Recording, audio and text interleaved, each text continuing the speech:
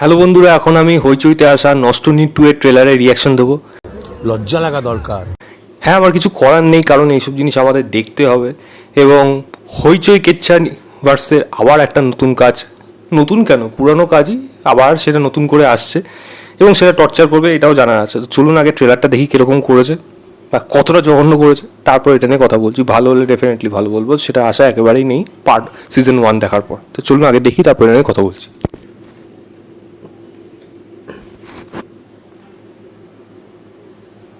একটা আইডিয়াল কাপল কিভাবে ভেঙে গেল না চোখের সামনে। এবার বুঝলি, আইডিয়াল বলে কিছু হয় না। আমরা দুজনে করিয়াছি খেলা কোটি প্রেমিকের মাঝে। গোধূলি আর নেই দিদি ভাই, সেটা পাস্ট। এই গোধূলিরা বারবার পাস্ট হয়ে যায় বলেই জাস্টিস আটকে থাকে সাজানো গোছানো সংসারের আড়ালে। আমাদের কথা বলার সব রাস্তা কিন্তু তুমি শেষ করে দিচ্ছ। রাস্তা তো অনেকদিন আগেই শেষ হয়ে গেছে ঋষভ। যতটুকু কথা বাকি সেটা না হয় কোর্টেই হবে। তবে গোধূলিতেই এই গল্পের শেষ নয়। হ্যালো, আমাকে কেউ মারার চেষ্টা করছে।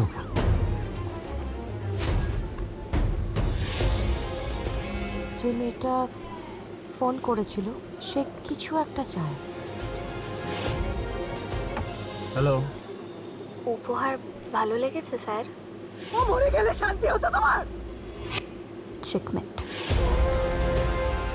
এটা একটা অসম লড়াই। Think about it. বুঝতে পারছেন না কেন? I am pregnant. Apu Godhuli আমাকে কোনোদিনও ভালোবাসেনি, আমাকে ইউজ করেছে। আর তুমি আমাকে।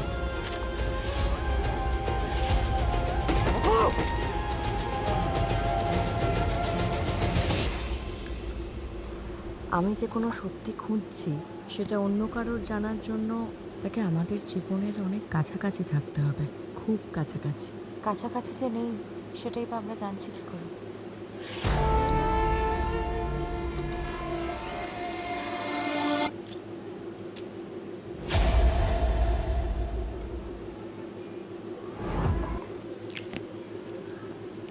তো ট্রেলারটা দেখার পর একটাই কথা বলতে ইচ্ছা করে, এই পার্টটাও সেই একই গল্প একই প্যাটার্ন ফলো করবে এবং সেখান থেকে অডিয়েন্সের যে মাথা নষ্ট করবে এবং মহিলারা যে কতটা দুঃখে রয়েছে তার একটা মানে কাঁদিয়ে ভাসিয়ে দেওয়ার মতো একটা কাজ করবে। সেখান থেকে একটা মহিলা লড়াই করবে যে কীভাবে তারা ফিরে আসছে, এই জিনিসগুলোই দেখানো হবে।